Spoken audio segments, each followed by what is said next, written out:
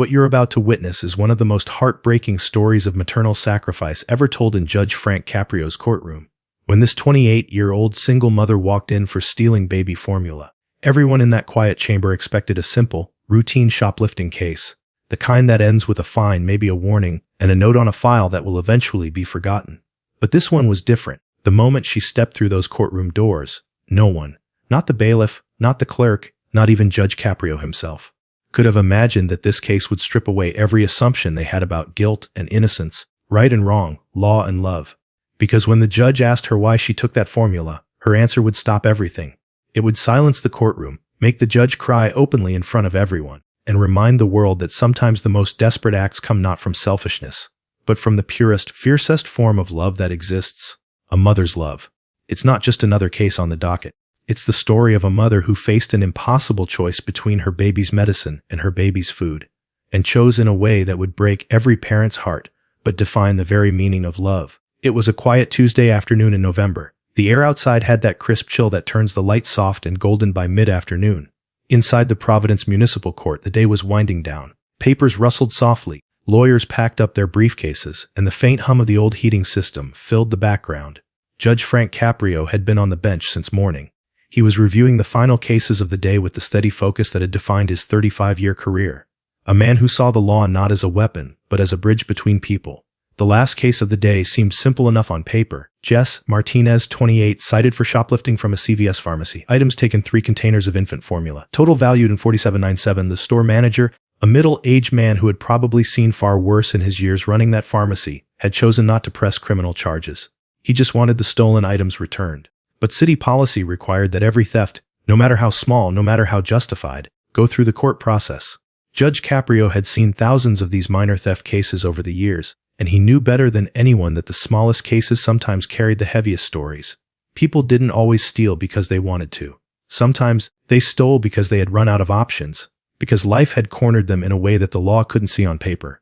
And when the law couldn't see the human story, it was his job to make sure someone did. At 3:45 p.m., the heavy courthouse doors opened quietly. A young woman stepped through, moving slowly, carefully, as though every movement took effort. She was small, thin, wearing jeans and a faded sweatshirt. Her clothes were clean, but worn, the kind of clothes that had been washed more times than they'd been bought. Her shoes looked a size too big. Her hair was tied back in a simple ponytail, and her face carried the unmistakable exhaustion of someone who had been awake too many nights in a row. But what captured everyone's attention wasn't her appearance. It was the baby strapped to her chest in a faded gray carrier. A tiny infant, perhaps 3 months old, lay sleeping peacefully against her. His small head rested over her heart, his tiny hands curled near his face. The baby's clothes were clean and carefully kept, though clearly secondhand. There was something in the way she held him. One arm instinctively curved protectively around him, even as she tried to steady herself before the judge. That told everyone in that courtroom who she was long before she said her name. The clerk cleared his throat and read from the docket. "Jessica Martinez," he said. Jess stepped forward. One hand adjusted the strap of the baby carrier while the other brushed a loose strand of hair from her face. Her voice when she spoke was soft and hesitant. "Yes, Your Honor. That's me." Judge Caprio looked up.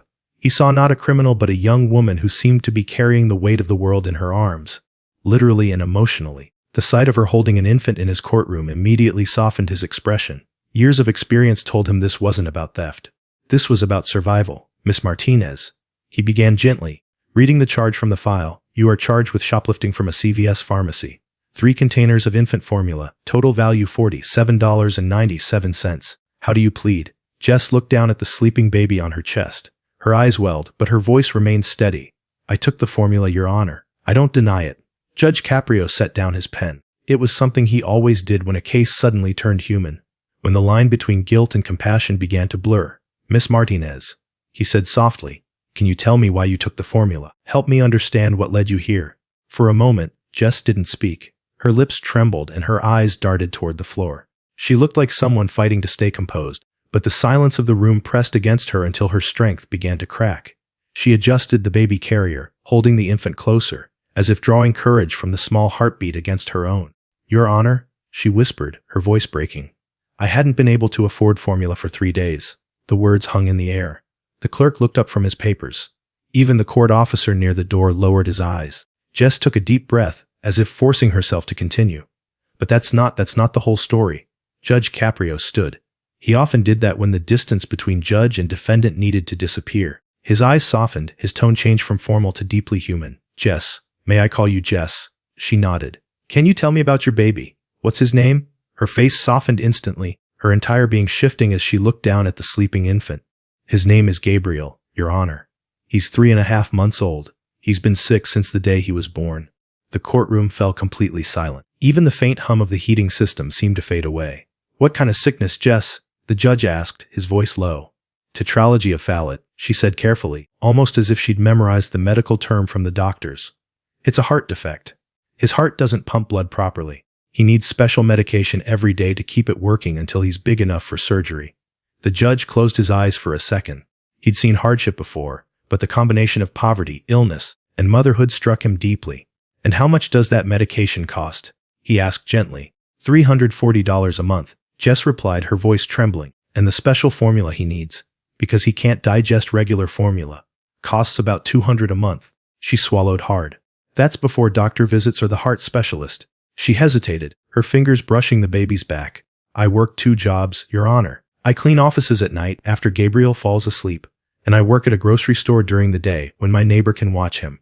But even with all that, it's never enough. Some months the medication costs more than what I take home. Judge Caprio leaned forward. The compassion in his face deepened. So tell me, Jess, what happened this time? Her voice steadied, but her eyes filled with tears. 3 days ago I had $47 left. His medicine cost $340. My insurance lapsed because I missed a payment last month when he was in the hospital, so I could either buy his medicine and let him go hungry, or buy formula and risk his heart failing. The judge's hands trembled slightly. He already knew where this was going, but hearing it said aloud was something else entirely. I chose the medicine, Your Honor, she said. Because without it, his heart could stop. Her voice cracked. So for 3 days, I tried to stretch what little formula I had left. I added more water, tried to make it last. But he was crying all night. He was so hungry he couldn't sleep. I held him and told him I was sorry. Then yesterday I went to CVS. The courtroom was utterly still. I knew it was wrong, she whispered. I knew stealing was wrong. But I looked at him, at his little face, and I couldn't do it anymore. I couldn't watch him cry from hunger when I had nothing left to give. So I took 3 cans of formula. I was caught before I even left the store. I didn't run. I didn't hide. I just begged them not to call the police because he needed to eat. But they said it was policy. And now I'm here. By now, tears had filled the judge's eyes. He turned slightly, pretending to reach for something on his desk, trying to collect himself. In 35 years on the bench, he had heard every kind of story. Anger, greed, revenge. But never a story like this. When he finally spoke again, his voice was thick with emotion. Jess, you're telling me that you stole the formula because you spent your last money on Gabriel's medicine. Yes, Your Honor, she said simply. And I'd do it again. I'd steal formula every day if it meant keeping his heart medication paid for. I'd rather go to jail than let him suffer. Gabriel stirred slightly at the sound of his mother's trembling voice. Jess instinctively bounced him gently, whispering soft reassurances, her instinct to soothe stronger than her fear of the judge's verdict. Jess, Judge Caprio said softly, what about Gabriel's father? Is he helping? Her face changed, the tenderness replaced by pain. He left when Gabriel was diagnosed, she said quietly. He said he couldn't handle a sick baby. I haven't heard from him since Gabriel was 6 weeks old. The judge looked down, shaking his head. Do you have any family who can help you? My parents passed away 3 years ago. My sister has her own family. She helps when she can, but she's struggling too. I try not to ask for more than people can give. There was a pause that felt eternal. Then Judge Caprio straightened his back and looked around the courtroom. His eyes swept over the audience, the lawyers, the officers, the few remaining spectators, and then rested back on Jess. Jess, he said finally, I want everyone here to understand what they are seeing today. You are not a criminal. You are a mother. You were forced into an impossible choice. A choice between feeding your child and keeping him alive. His voice grew firmer, louder. No mother should ever have to make that choice. No baby should ever go hungry because the medicine that keeps him alive takes every cent his mother earns. The courtroom stirred. People wiped their eyes. Even the police officer in the corner swallowed hard. Then Judge Caprio turned to the clerk. Dismiss this charge, he said. Completely. This woman has suffered enough. Gasps rippled through the room. Jess covered her mouth in disbelief. But the judge wasn't finished. Furthermore, he continued, I'm making a judicial referral to Rhode Island Children's Hospital's Financial Assistance Program and to the state's Emergency Medical Coverage Division. He paused, then added with emotion, We are also establishing today, right now, the Gabriel Martinez Medical Fund. I'll personally start it with $1,000. The courtroom erupted in quiet applause. Not the loud, clapping kind, but the kind that comes from people too emotional to speak, just softly clapping through tears. Jess broke down completely, tears streaming down her cheeks as she clutched Gabriel to her chest. "Your Honor," she whispered. "I don't even know what to say." "You don't have to say anything," he replied gently. "You've already said everything with the way you love your child." He leaned forward, his eyes locking on hers. "You said his medication costs $340 a month and the formula $200. From today, consider those costs covered. This community will make sure you never have to choose between food and medicine again." The baby opened his eyes just then, bright, deep eyes that seemed to catch the light, and looked curiously at the judge. Judge Caprio smiled softly and reached out a hand. Gabriel's tiny fingers wrapped around one of his. "Your mommy," the judge said quietly, "is a hero." For a moment, the entire courtroom forgot about law, forgot about policy, forgot about bureaucracy. All they saw was a mother and a baby, and a man with the authority to change their lives, choosing compassion over punishment. The cameras, always present for these proceedings, captured everything. Every tear, every tremble in Jess's voice, every moment of the judge's mercy. When the footage later went online, it would spread faster than anyone could have imagined. But in that moment, inside that small courtroom, no one was thinking about views or headlines. They were thinking about a hungry baby, a mother who refused to give up, and a judge who saw humanity where others saw a crime. What happened next would not just change Jess's life. It would set off a chain reaction of kindness across the world. When the video of that courtroom exchange went online, nobody could have predicted what would happen next. Within hours, thousands of comments began pouring in from every corner of the world. People who had never set foot in Rhode Island, people who had never even heard of Judge Frank Caprio, found themselves crying in front of their screens. They weren't just reacting to a legal case. They were witnessing something deeply human, something universal. A mother's love, stripped of all pretenses, laid bare for the world to see. At first, the local community responded. Donations started trickling into the newly established Gabriel Martinez Medical Fund, some as small as $5, some as large as several thousand. Notes accompanied the donations. For Gabriel, from one mom to another, "My baby was sick too. No mother should go through this. Thank you, Judge, for reminding us what compassion looks like." Within 3 hours, the fund had surpassed to $25,000. By the end of the week, it was over $150,000. But beyond the money, something more profound began to happen. Local hospitals called the courthouse offering help. One nurse from Rhode Island Children's Hospital wrote that she had seen dozens of mothers struggle to afford medicine and formula, and that she wanted to volunteer to personally coordinate medical aid for families like Jess's. Pharmaceutical companies reached out too. One offered to provide Gabriel's heart medication for free until he turned 5. Another offered to sponsor the hospital's pediatric cardiology unit for children without insurance. News networks picked up the story. It aired on national television, featured not as a crime report, but as a story about love conquering law. Talk shows invited Judge Caprio and Jess to speak, though Jess declined most requests. She said softly in one statement, "I don't need to be famous. I just needed my baby to live." That one sentence became a quote shared across millions of posts online. Meanwhile, Judge Caprio found himself overwhelmed by letters. Handwritten letters that arrived at the courthouse from all over the world. One came from an elderly woman in Italy who wrote, "Your courtroom reminded me of the church, because mercy was present." Another from a retired nurse in Kansas said, "I saw myself in Jess. 40 years ago, I had to choose between paying rent or buying my child's asthma medication. I chose the medicine. I never forgot that pain." Back in Providence, life for Jess and Gabriel began to stabilize. The court's administrative team, under Judge Caprio's direction, worked around the clock to make sure she had immediate assistance. Social workers helped her apply for emergency medical coverage. Volunteers from local nonprofits visited her small apartment, bringing groceries, diapers, and formula. The grocery store where she worked offered to give her full-time employment with benefits after seeing the viral story. Her supervisor quietly told her, "You don't have to clean offices at night anymore. Go home to your baby." 2 weeks later, she sat in a small clinic room at Rhode Island Children's Hospital, holding Gabriel while a pediatric cardiologist listened carefully to his heartbeat through a stethoscope. "He's doing much better," the doctor said, smiling. "The medication is working. He's gaining weight. We'll plan the corrective surgery soon." Jess exhaled deeply for the first time in months. The weight of survival slowly lifted from her shoulders, replaced by cautious relief. She kissed Gabriel's forehead and whispered, "You're going to be okay, my little angel." The day the surgery came, 6 months later, the waiting room was filled not just with doctors and nurses, but with people who had become part of Gabriel's story. Court clerks came. The CVS manager who had once reported the theft came too, tears in his eyes, saying, I just wanted him to be safe. Even Judge Caprio arrived quietly, sitting among the others, his trademark compassion in his eyes. The surgery lasted 5 hours. When the surgeon finally emerged and announced that everything had gone beautifully, the room erupted into quiet applause.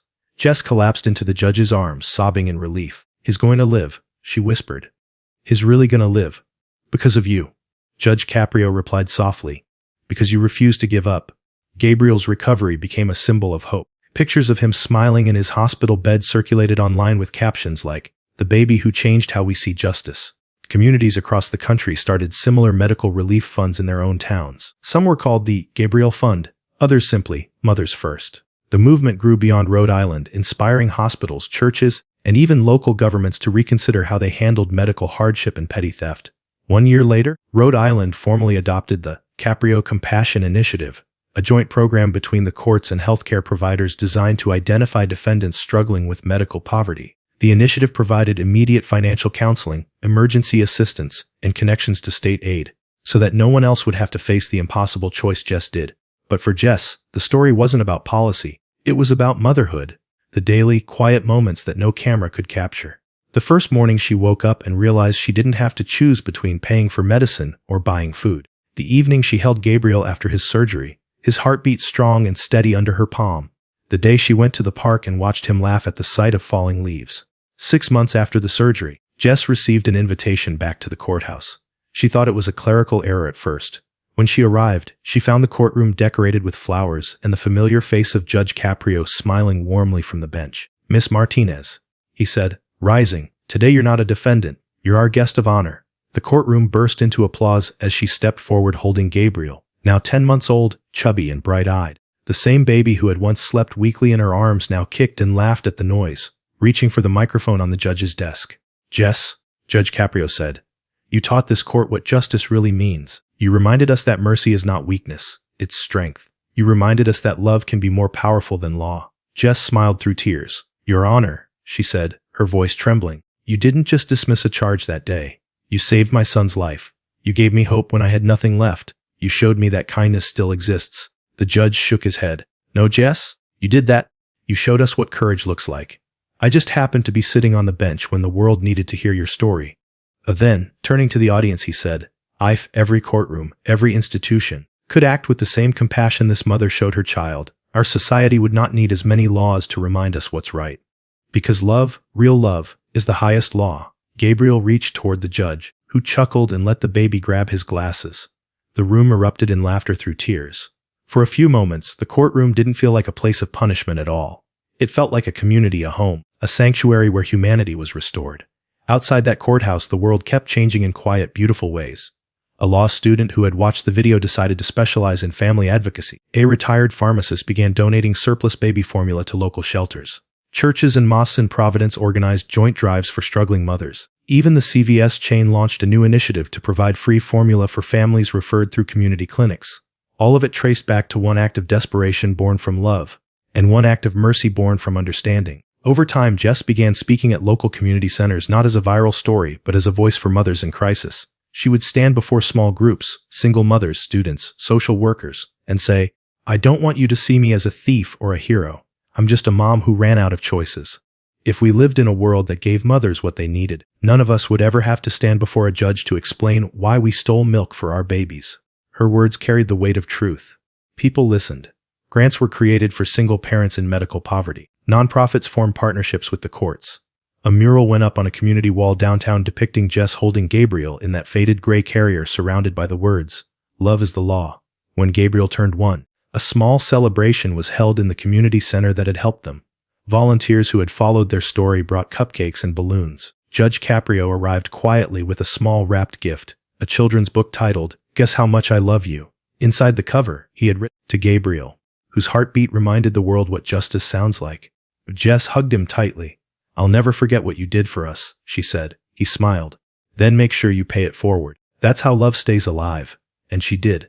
In the years that followed, Jess helped other struggling mothers navigate the same systems that had once failed her.